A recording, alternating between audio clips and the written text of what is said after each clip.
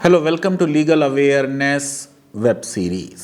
लखीमपुर में जो कुछ किसानों के साथ हुआ और उसके बाद जिस तरीके से हमने रिएक्ट किया, वो देश की राजनीति में एक नया मोड़ था। उसके क्या पॉलिटिकल रिपरकशन होंगे, प्रियंका गांधी कहाँ पहुँचेंगी, नहीं पहुँचेंगी, इसके लिए तो इंतज़ार करना होगा यूपी के चुनावों का।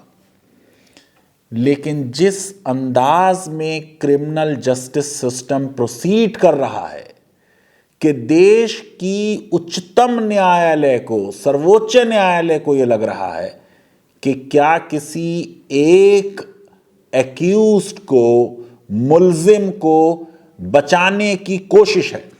आपको मालूम है कि इस केस को सुप्रीम कोर्ट ने टेकअप किया। 2 लॉयर्स ने एक PIL फाइल की और उसके बाद कोर्ट के कहने पर जो मेन एक्यूज था आशीष मिश्रा, उसकी अरेस्ट हुई और बाद में उसको बेल नहीं मिली। पहले दिन से ऐसा लगता है कि कोर्ट इस मामले में सख्त है। मैंने बार बार कहा है कि chief justice NV Ramana fundamental rights और ह्यूमन राइट्स की वायलेशंस पर बहुत सीरियस हैं। वो किसी के विरुद्ध नहीं है, लेकिन जब अधिकारों का मामला आता है तो सुप्रीम कोर्ट की ड्यूटी है कि लोगों के अधिकारों को सेफगार्ड किया जाए। यह सुप्रीम कोर्ट की ड्यूटी है और उस ड्यूटी को पूरी तरह फुलफिल हमारे चीफ जस्टिस आजकल कर रहे हैं।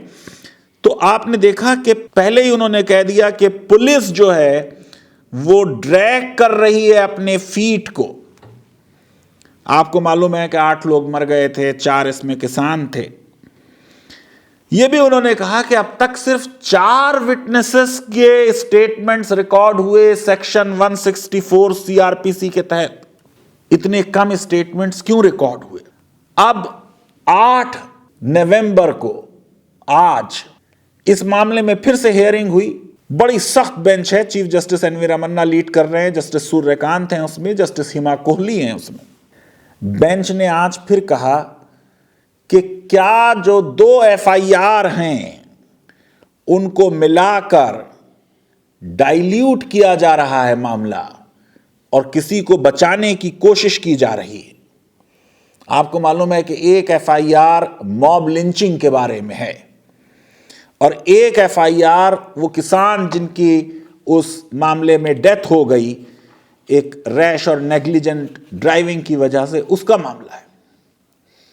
कोर्ट ने यह भी कहा कि साहब ये अब तक 23 विटनेसेस, जहां पे कहा जा रहा था कि सैकड़ों प्रोटेस्टर्स थे, फार्मर्स, तो इतने कम आई विटनेसेस क्यों हैं? मैं समझता हूं कि ये सारी ऑब्जर्वेशंस जो हैं ये यूपी सरकार के लिए मुश्किल पैदा करने वाली हैं, जबकि उन्होंने देश के सबसे बड़े वकील हरीश साल्वे को मैदान में उतार रखा है। कोर्ट ने यहां तक इंडिकेट किया कि फेयरनेस को और इम्पार्शियलिटी को इंश्योर करने के लिए इन्वेस्टिगेशन में शायद यह जरूरी हो कि किसी दूसरी हाई कोर्ट और दूसरे राज्य के किसी जज को अपॉइंट किया जाए। कोर्ट ने कहा कि ये जो स्टेटस रिपोर्ट फाइल हुई है इस केस में, there is nothing in the status report. Court ने कहा हमने 10 दिन का टाइम दिया था, अब तक फॉरेंसिक लैब की रिपोर्ट्स क्यों नहीं आई हैं और ये उस तरीके से केस मूव नहीं कर रहा जैसा हमने सोचा था। कोर्ट ने यह भी कहा कि सारी रिपोर्ट्स 15 नवंबर तक तैयार होनी चाहिए जब कोर्ट दोबारा हियरिंग करेगी। अब फिर दूसरे इश्यूज की तरफ इशारा किया कि उन मामलात में क्या हो रहा है, कितने लोगों के मोबाइल्स सीज किए गए।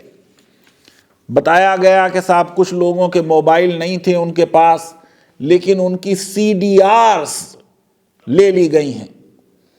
कुछ ने कहा था कि मोबाइल्स फेंक दिए उन्होंने, उस पर प्रश्न पूछा गया।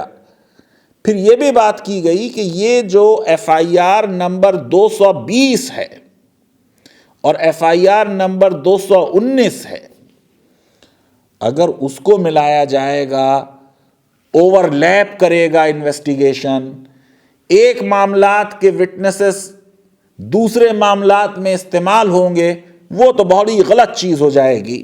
और जस्टिस सूर्यकांत ने यह कहा कि प्राइमा फेसाई ऐसा लगता है कि किसी पर्टिकुलर एक्यूज्ड को बेनिफिट देने के लिए दो एफआईआर्स को मिलाए जाने की कोशिश हो रही है।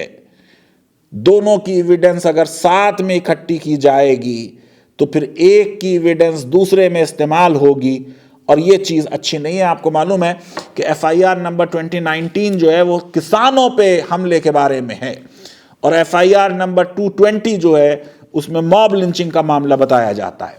कोर्ट को हरीश साल्वे ने एश्योर किया कि नहीं, इस मामले में हम बहुत केयरफुल रहेंगे, मिक्सिंग नहीं होगी, और लिंचिंग का मामला अलग है, और विटनेसेस के स्टेटमेंट्स प्रॉपरली रिकॉर्ड किए जाएंगे, और दोनों एफआईआर्स के इन्वेस्टिगेशन में जो ज़रूरी डिस्टेंस है वो मेंटेन की जाएगी। ये वो स्टेज थी जिस पे ये सजेस्ट हुआ कि शायद किसी दूसरी हाई कोर्ट, और जस्टिस सूर्यकांत ने सजेस्ट किया कि जस्टिस राकेश कुमार जैन या जस्टिस रंजीत सिंह जो Punjab and Haryana high court के जज हैं उनको अपॉइंट कर दिया जाए। हरीश साल्वे ने कहा मैं सरकार से इसमें उनका ओपिनियन ले लेता हूं कि कोर्ट के सजेशन पर उनकी क्या राय है।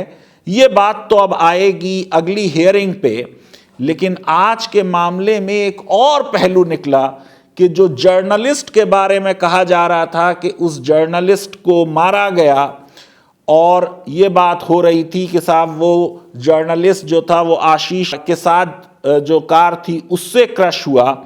अब ये बात कही जा रही है कि साहब वो तो कार के मोइंग डाउन से, ना कि लिंचिंग से जैसा कि पहले कहा गया था, उसमें ये दर्दनाक वाकया मामला हुआ। इस केस में और बीजेपी वर्कर की वाइफ ने कस्टोडियल डेथ का भी इल्ज़ाम लगाया, जो कि जाहिर है कि हरीश साल्वे ने रिफ्यूट किया कि ऐसा कोई मामला नहीं है। आज की पूरी सुप्रीम कोर्ट की हियरिंग पे मुझे लगता है कि यूपी सरकार डिफेंसिव नजर आई, कोर्ट बहुत सख्त नजर आई। लखीमपुर के मामले में सच को बहुत देर तक छुपाना बहुत मुश्किल होगा।